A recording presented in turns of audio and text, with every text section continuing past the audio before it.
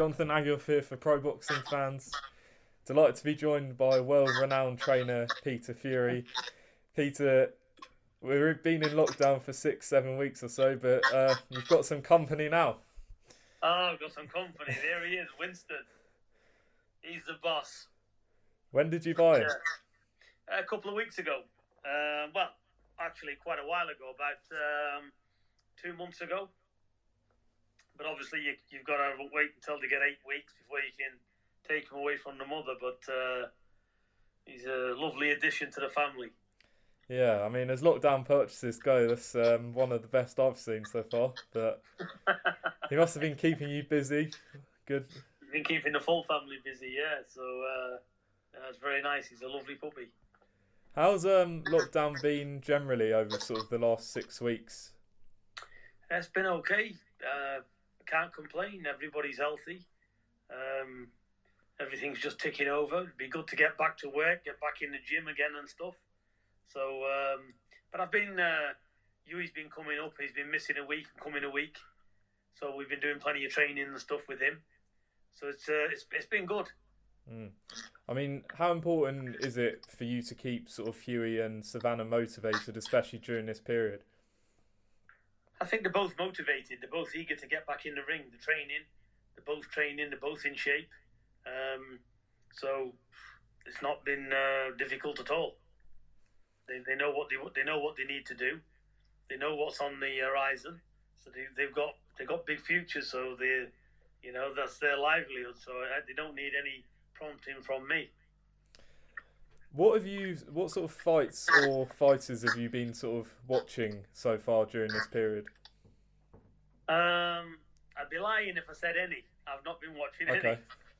So I've just been doing my own things, doing some business and stuff on the laptop, and just enjoying family time, really. That's it.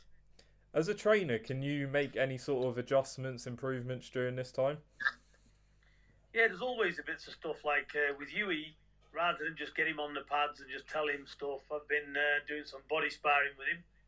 So, seeing what that's like, seeing where he angles and stuff, seeing what's available. So that's been good, because that's been a bit of an eye opener as well. Because unless somebody's in front of you hitting your back, it's hardly really to see what's what and see whatever mistakes there are. So, like I said, I'm in my 50s and stuff, but I'm relatively fit, so it's been okay. So I've been able to advise him a little bit with that. So that's been pretty helpful. Have you been telling sort of Savannah and Hughie to get on with certain training regimes whilst they've been sort of away from you? Well, not really, because they know what to do, because they've both been around me so long now. They know what to do to take over. So it's been quite easy. The only thing I've added to Hughie's regime is riding the bike every day. Okay. So we just added that into his training. So he's got a racing bike and he rides that for an hour every day. What sort of trainers, sort of from sort of the past or even nowadays, do you sort of look at for sort of tips, inspiration? Are there anyone specifically that sort of inspires you? I'm just very unusual character, I've got to tell you. So not really, no. I respect all the trainers. I think they do a marvellous job. But I don't watch trainers. I don't watch what they do. I don't even think... I remember Angelo Dundee, because I used to watch Ali box. So that's about an Eddie Futch. I know the great trainers, but I've never really sat down and listened to what they've had to say or anything. It's only through the boxing and the fighters they've had, which has made me, which obviously I know who they are. So no, I've not took anything from it, only I know that they are great trainers, and I give them all the respect for that. But no, I just do my own thing with the training, really. Do you look at sort of any of the up and coming coaches? You say you don't sort of look at them for sort of tips or anything, but do you sort of see anyone sort of specifically up and coming, or that you sort of believe is destined for good things? Well, seeing is believing. So I'm one of these. I like listening to what they're doing in the corner. when the fight's happening. So that to me tells a big story. I'm not really that interested in watching somebody on the pads, because that to me, to be honest with you, you can't glean anything off that at all. So I want to see what they're like in the ring when the spotlight's down and it's actually happening. And some I listen to the instructions, what they're giving, and I think, he's doing everything's right there, what he's saying. And then there's a lot of others where I look and think, Jesus, they don't know what they're doing. So it's the same in all walks of life, really. So that's what I gauge a good trainer on, when I listen to what they've got to say in the ring. Apart from that, what are the other sort of keys to being a successful trainer in your mind? I think you've got to impart confidence. You clearly got to know what you're doing. You've got to be able to take control. And, the fighter needs to listen to what you say. Because if you know what you're doing, then it's just like an instructor and you're learning something new. You're going to listen. So you've got to have that respect there. And they've got to be able to listen, to see what you bring to the table. So that's the main things. You've got to basically. It's not hard when you know what you're doing. Does that sort of develop over time? Is that sort of something that can be learned, or is it sort of a natural thing? Do you think? I think everybody's got it in them. They know what to do to sharpen the fighter. Looking at the angles. Putting yourself in positions where, the fighter's not just good defensively, but he stands in a certain position which makes the other fighter offset. You've got to position yourself where that fighter can't get his shots off. Anybody can throw punches, but you've got to position your fighter so that fighter can't get leverage behind these shots. Make it awkward for the opponent. All that needs looking at: the spacings, the distance, the angles, the feints. There's quite a lot involved. That's why it's got nothing to do with hitting the pads. Hitting the pads works just to sharpen up and get the punches going and flowing, and just working on different techniques on the punches and the stepping, slowing things right down. So yeah, it all plays a part, to be honest. But like I said, there's a lot more involved in it. I mean, you've got obviously a small stable at the moment with just Hughie and Savannah, obviously verging on world title level themselves, world title shots themselves. Would you be looking to add any more when we sort of return or in the next few years? Oh, you can never say never, but at the moment I'd say no, because I've got enough to do with Savannah and Hughie, so I'm going to concentrate with them, and my main priority is helping them get to the world titles. So once we've achieved that, then I'll have to have a look where we stand. Just last one on sort of training techniques and things. Have you noticed a change in how sort of training techniques have sort of developed over the years? I know Jimmy Tibbs said that sort of a lot of trainers, he doesn't see the same sort of techniques used as sort of in past years. Do you see that as well? Yeah, see, I'll tell you what my honest opinion is of all of it. I think we lose sight, and I think fighters do more training in the gym outside of boxing. Even when they're in the gym, you're watching them lift all these weights, and you're seeing them do all of this. And when you look at it, when you look at the actual boxing schedule, they're either too tired where they've done too much weights and circuits and whatever, and all these sport-specific stuff, yeah? And then, the main thing that matters, sometimes gets neglected for strength and conditioning work. So I'm the opposite, I'd rather do maximum 1/3 of that and 2/3 boxing, because you can have all the conditioning, you can have everything under the sun, but if you can't fight, what good's that? You can't land on a target on a world level opponent, because skills, the skill set and the timing in boxing is everything. And if you ain't fully mind fresh and prepared to do your training, and you're always tired because you've got an excessive workload, because You know, you've just done 2 hours in the morning on something else before you get to the boxing in the afternoon. You know, all this will play a part. So for me, fighters got to be fresh and ready to absorb all what is being taught in the ring. So for me, it's hands-on, it's pad work, sparring, and stuff that replicates the actual fighting. It's sports specifics, which everything they do replicates how they're going to respond in that ring. So that's paramount for me.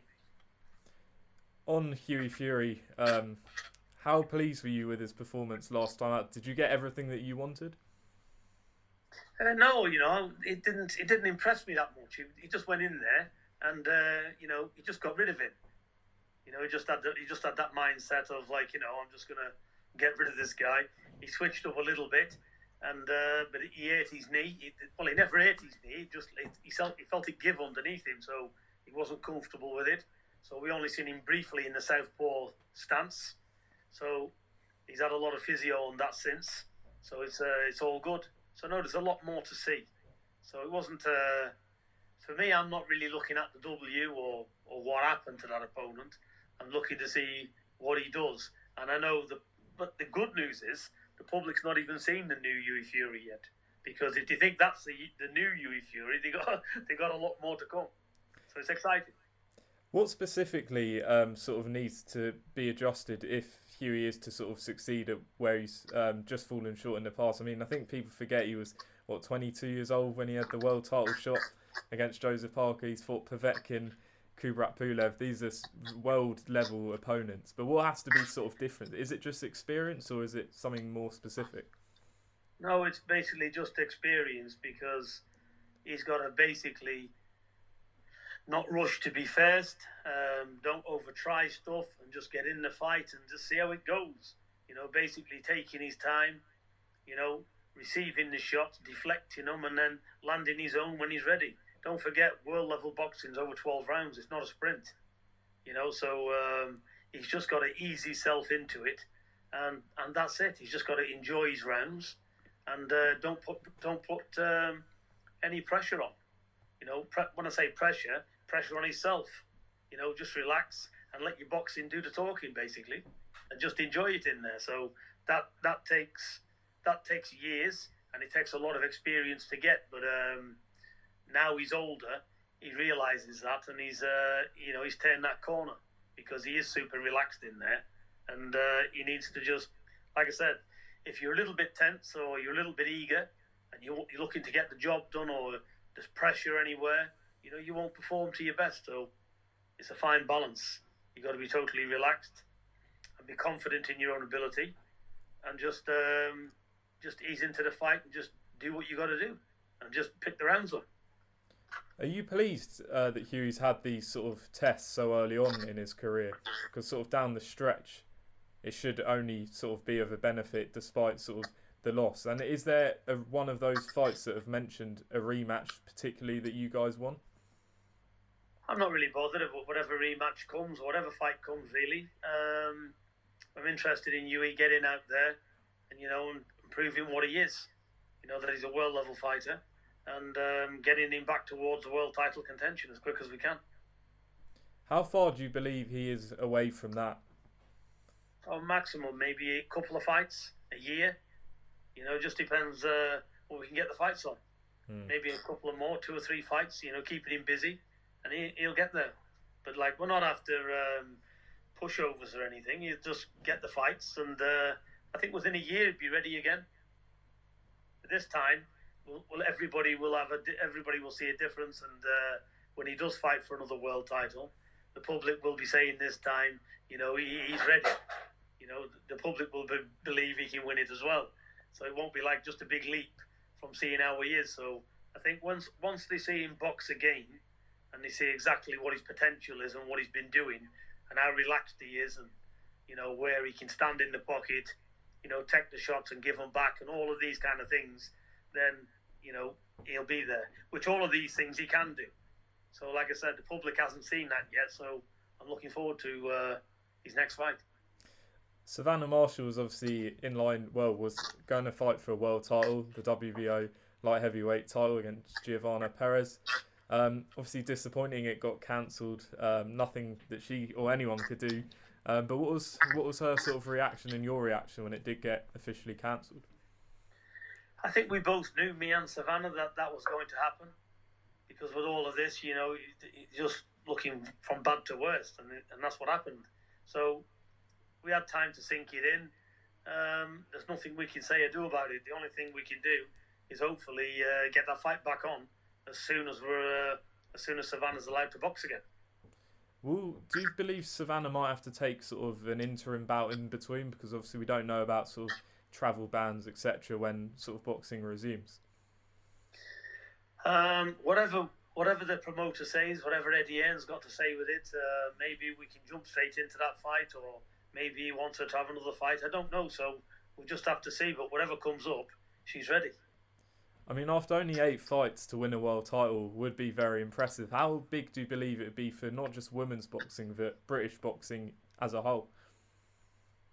I think she'll win the world title. I'm hopeful. I'd like to see Savannah straight in for that world title shot. I don't think she needs a warm-up or anything else.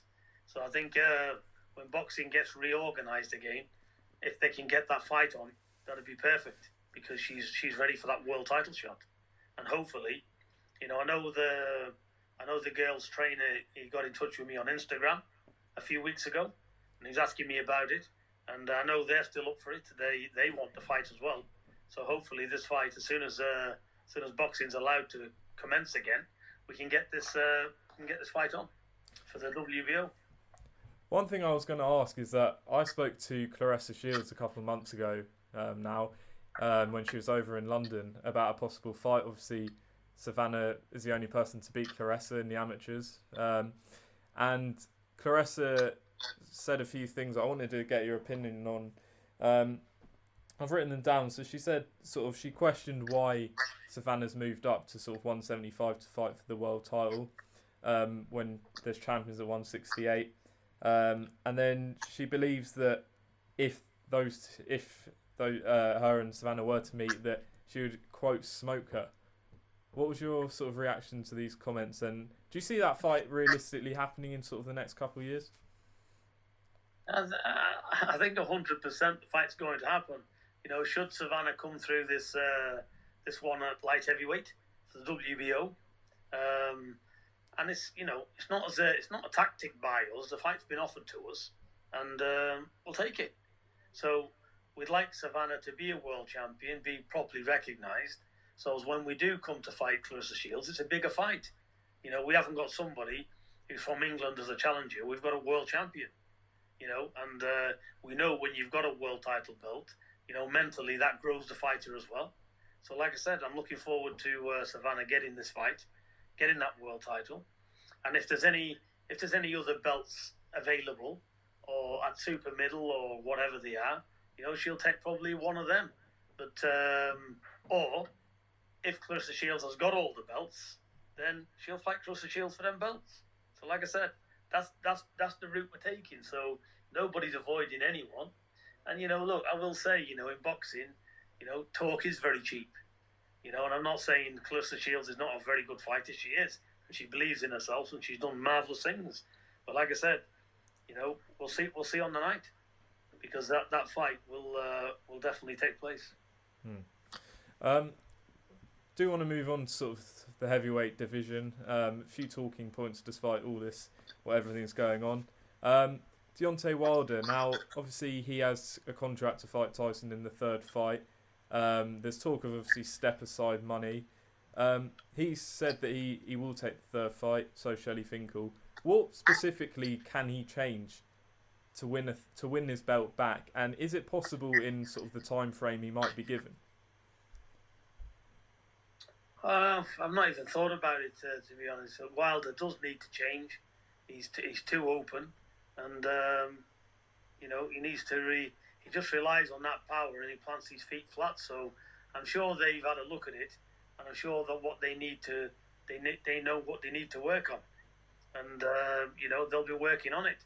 Whether it's enough or not, only time will tell. So like I said, you find out what your real identity is when you're really up against it. So now it's time for Deontay Wilder to, bite the bullet and rectify his mistakes if he can.